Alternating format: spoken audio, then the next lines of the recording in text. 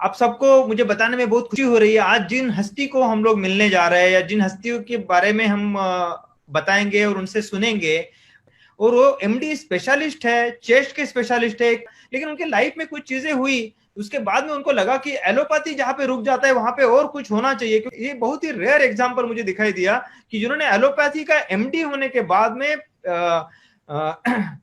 ये होम्योपैथी का bachelor degree उन्होंने लिया। इंडिया में जो रिस्पेक्ट होम्योपैथी को मिला है उसमें डॉक्टर जसवंत पाटिल जी का नाम काफी ऊपर और काफी रिस्पेक्ट से लिया जाता है।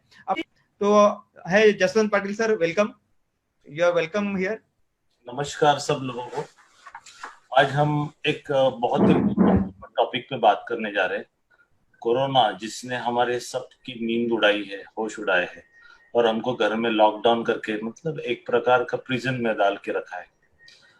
ये प्रिजन में डाल के इसलिए रखा गया है कि इससे कोई बचने वाला तो नहीं है, ये साल भर चलने वाला है। आज न कल हम सबको कोरोना का सामना करना है। तो वायरस से डर के फायदा नहीं।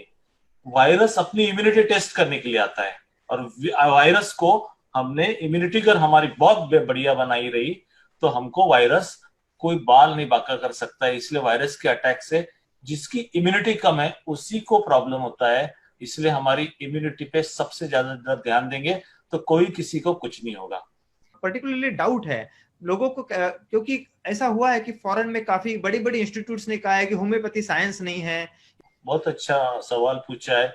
आज इसी के कारण होम्योपैथी पीछे पड़ा हुआ है।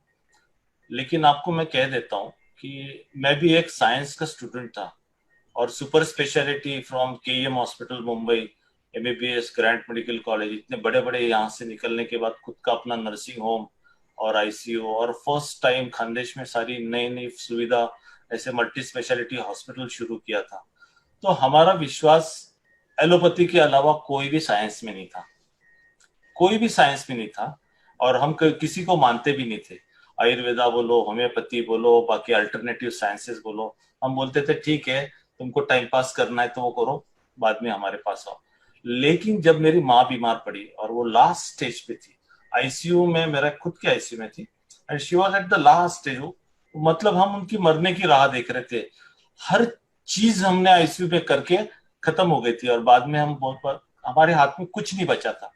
जब 5 साल मैंने इंटेंसिव केयर यूनिट में इंटेंसिविस्ट करके काम किया और मैं अपनी माँ को अपनी आंखों के सामने मरता देख रहा था और अपने आप को कोस रहा था कि यही तेरा ज्ञान का अंत है, ये लिमिट है, इसके आगे तू जा नहीं सकता है और अपनी माँ को बचा नहीं सकता है। उस टाइम मेरे आंखों में आंसू आ गए। मैंने कहा कि हे प्रभु, मुझे रास्ता दिखा। और बोलते हैं ना कि ठोकर लगे बगैर कोई होशियार नहीं बनता है, तो वो ठोकर मुझे पहले जिंदगी की लगी। तब हमने कहा चलो दूसरा कोई साइंस अपना के देखते हैं। तो होम्योपैथी के मेरे एक मित्र ने किताब दी थी पर हमने कभी उसको पढ़ा नहीं। पर उस दिन बाय चांस हमने खोला और देखा तो एक आर्सेनिक आयोड करके दवा थी और वो मेरे मम्मी की पूरी सीरियस कंडीशन को मैच कर रही थी। उसकी दवा लाके एक डोज दे दिया, बस ऐसा कि देना है, कुछ तो भी देना है, जो होगा वो देखा जाएगा। ऐसे भी हम हाथ धर के बैठे हैं और आपको यकीन नहीं आएगा 24 घंटे में वो पूरी स्टेबलाइज होगी। जिसका बीपी नहीं लग रहा था, जो बेहोश थी, होश में आ गई।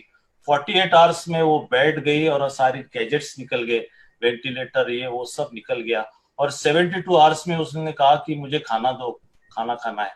ऐसी रिकवरी मैंने मेरे 5 साल के इंटेंसिव केयर यूनिट के इसमें भी कभी देखी नहीं थी। उस दिन मेरी आंखें ऐसे खुल गई। मैंने कहा माय गॉड, ये इतना अच्छा साइंस है और हमें पता ही नहीं और हम इसको बिल्कुल कचरे में डाल के रखे हुए हैं। तो उस दिन हमने कहा कि इस साइंस को खोजना पड़ेगा और फिर हमने उसमें खोज शुरू कर दी।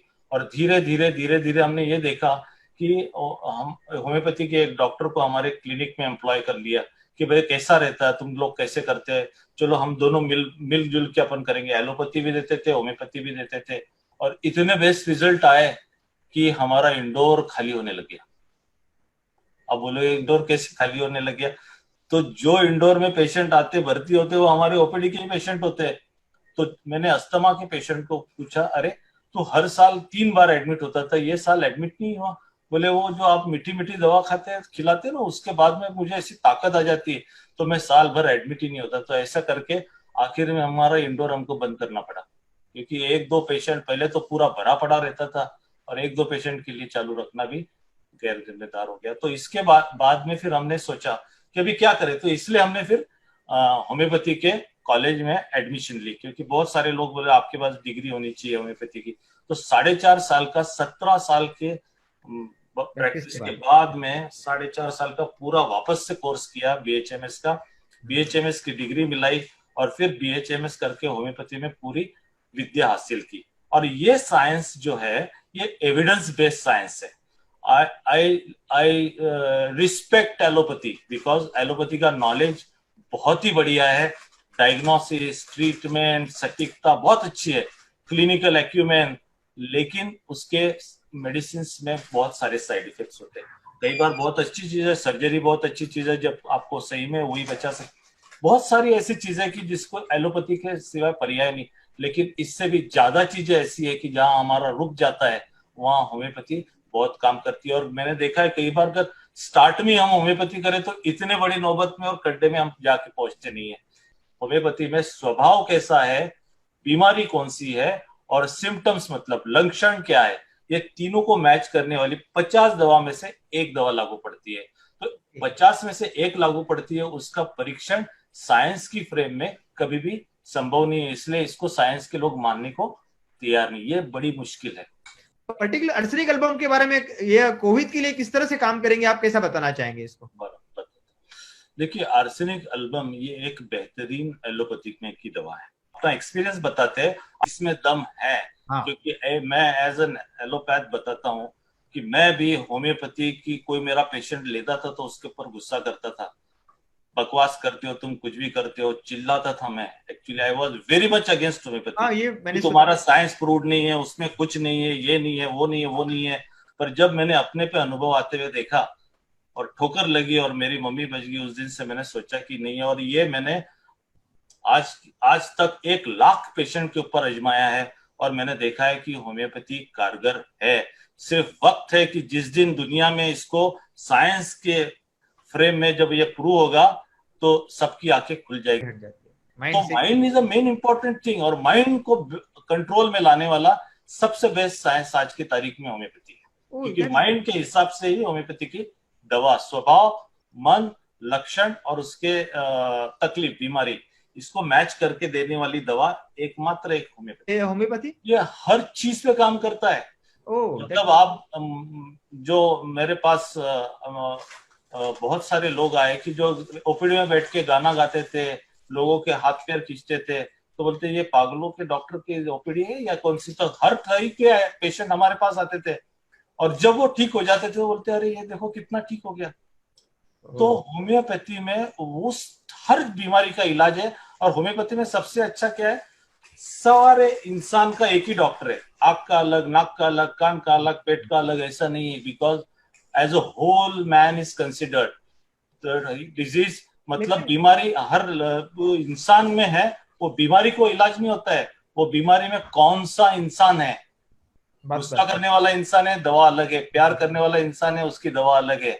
सबको लेके चलने वाला इंसान है, वही बीमारी में उसकी दवा अलग है। तो इसलिए स्वभाव के हिसाब से टेलर मेड दवा जो है वो होम्योपैथी में। तो लोगों कहता है कि अगर होम्योपैथी इतनी ताकतवर है, इतना कॉन्फिडेंट है, तो होम्योपैथी वाले डिक्लेयर क्यों नहीं करते हैं कि ये दवाई ले लो, आपको कोविड नहीं होगा 100%? बिल्कुल आपने सही सवाल किया है।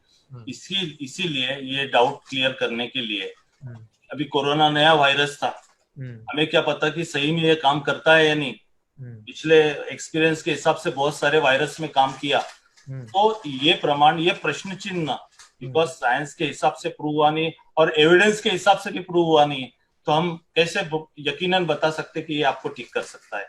इसके लिए हमने फरवरी मार्च के दरमियान मालेगांव, जो महाराष्ट्र का सबसे हॉटस्पॉट था, हॉटस्पॉट है, हाँ। वहां पे हमारे पुलिस के चीफ मिस्टर संजय पाटिल, वो एसपीआरएफ जवानों के कमांडेंट थे। तो वो बहुत होम्योपैथी के जानकार भी है और होम्योपैथी को मानते भी है, खुद होम्योपैथी की दवा भी खाते हैं। उन्होंने मुझे फोन करके पूछा कि डॉक्टर साहब हम क्या कर सकते हैं अपने जवानों को बचाने के लिए। मैंने कहा आर्सेनिकल बेस्ट है, अपन दे के देखते हैं कि सही में फर्क पड़ता है या नहीं पड़ता है। तो उन्होंने 2 बटालियन थी, तो 1 बटालियन 100 की उसको आर्सेनिक एल्बम 30 दिया आज सवेरे दोपहर शाम को, और दूसरे बटालियन को नहीं दिया। और दोनों बटालियन एक ही जगह हॉटस्पॉट में कितने जब दिन जाके, दिया, कितने दिन दिया सर?